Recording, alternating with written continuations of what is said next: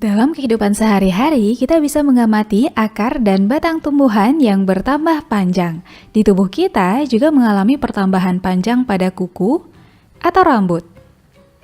Dan kita juga pernah merasakan luka pada kulit yang perlahan-lahan akan sembuh. Semua contoh tadi merupakan bukti dari hasil pembelahan sel yang menyebabkan jumlah sel bertambah atau kondisi sel diperbaiki. Lalu, bagaimana ya prosesnya? Kita akan mempelajarinya di video kali ini. Jadi, di video ini kita akan belajar tentang reproduksi sel. Simak terus videonya ya. Nah, teman-teman, reproduksi sel merupakan proses perbanyakan sel dengan membagi sel menjadi dua. Reproduksi sel berlangsung melalui tahapan pembelahan sel. Pembelahan sel yaitu mitosis dan meiosis. Kita akan membahasnya satu persatu. Mitosis adalah cara reproduksi sel di mana sel membelah melalui tahap-tahap yang teratur.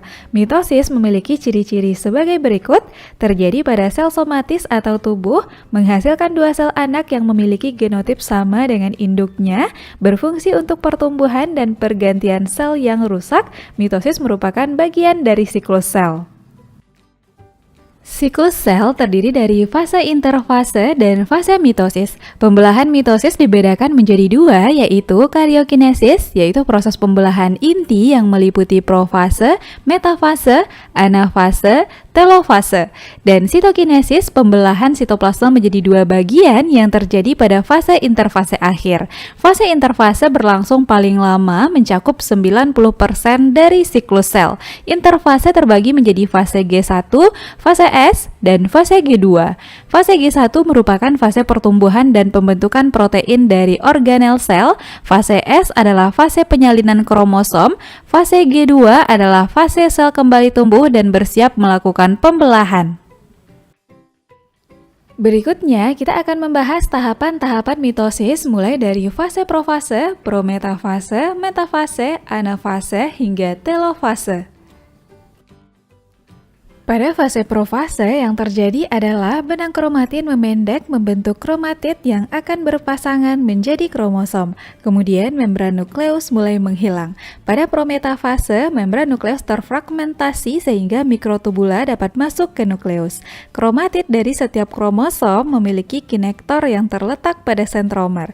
Selanjutnya, mikrotubula akan melekat pada kinektor kromosom. Saat metafase, mikrotubula terlihat jelas dan kromosom terletak pada daerah ekuator. Kromosom masih terdiri atas dua kromatid yang terkait pada sentromer, dan setiap sentromer memiliki dua kinektor yang masing-masing dikaitkan dengan mikrotubula. Pada tahap anafase, mikrotubula memendek sehingga menarik kromatid ke kutub yang berlawanan.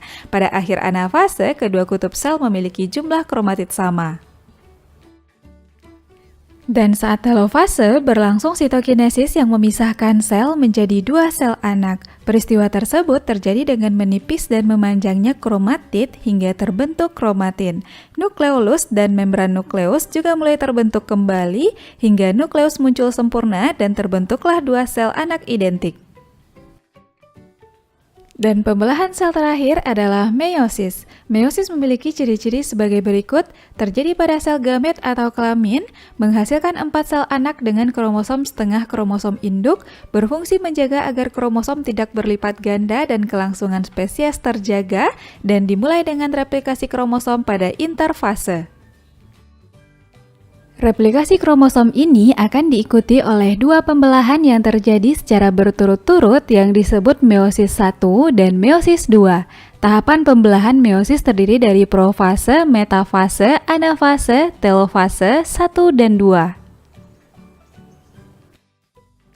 Kita mulai membahas fase-fase pada meiosis 1. Pada profase 1 mengambil sekitar 90% waktu meiosis dan terjadi dalam 5 fase. Pertama, leptoten yaitu tahapan saat kromatin menebal membentuk kromosom, zigoten tahapan saat kromosom homolog mulai berpasangan, berikutnya pakiten kromosom menebal dan mengganda menjadi 2 kromatid tetapi masih bergabung dalam satu sentromer sehingga disebut tetrat. Dan pada fase ini terjadi peristiwa pindah silang atau crossing over. diploten, kromatid membesar dan memendek, dan diakinesis, tahap saat nukleus dan membran inti menghilang, sentriol terpisah menuju kutub yang berlawanan, dan terbentuk serat gelondongan di antara dua kutub. Selanjutnya, fase metafase 1. Tetrat akan menempatkan diri dan berjajar pada bidang ekuator dan sentromer terikat oleh benang spindal. Tahap anafase 1, benang spindal memendek dan menarik belahan tetrat ke kutub sel berlawanan sehingga kromosom homolog terpisah, dan pada telofase 1, membran membentuk sekat sehingga terbentuk dua sel anakan yang haploid, tetapi kromosom masih mengandung dua sister kromatid yang masih terhubung di sentromer. Fase-fase pada meiosis 2 adalah profase 2, benang kromatin berubah menjadi kromosom, nukleus dan membran inti menghilang, sentriol terpisah menuju kutub yang berlawanan, serat gelondongan terbentuk di antara dua kutub pembelahan, metafase 2, kromosom bergerak menuju bidang ekuator dan berjejer. Anafase 2, kromatid berpisah dari homolognya dan bergerak menuju kutub berlawanan. Telofase 2, kromosom berubah kembali menjadi benang-benang kromatin, nukleolus dan membran inti mulai terbentuk, serat gelondongan pun menghilang. Itulah keseluruhan tahap yang terjadi pada meiosis. Bisa dipahami ya? Nah teman-teman, setelah belajar jenis-jenis pembelahan sel, sekarang kita bisa membedakan pembelahan mitosis dan meiosis. Pembelahan mitosis bertujuan untuk memperbanyak jumlah sel, sedangkan meiosis menjaga agar jumlah kromosom keturunannya selalu tetap. Pembelahan mitosis terjadi pada sel tubuh, sedangkan meiosis pada sel kelamin. Hasil mitosis berupa dua sel anakan masing-masing bersifat diploid, sedangkan meiosis menghasilkan 4 sel anakan masing-masing bersifat haploid. Pada mitosis, jumlah kromosom sel anak sama dengan sel induk, sedangkan pada meiosis, kromosom sel anak setengah sel induk. Mitosis mengalami 1 kali pembelahan, sedangkan meiosis 2 kali.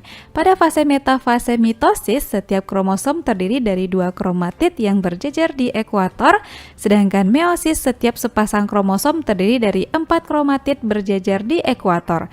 Pembelahan mitosis tidak melibatkan peristiwa pindah silang, sebaliknya meiosis terjadi peristiwa pindah silang. Demikianlah pembahasan kita tentang reproduksi sel. Jangan lupa tonton terus video-video terbaru di channel kita ya. Sampai jumpa di video berikutnya.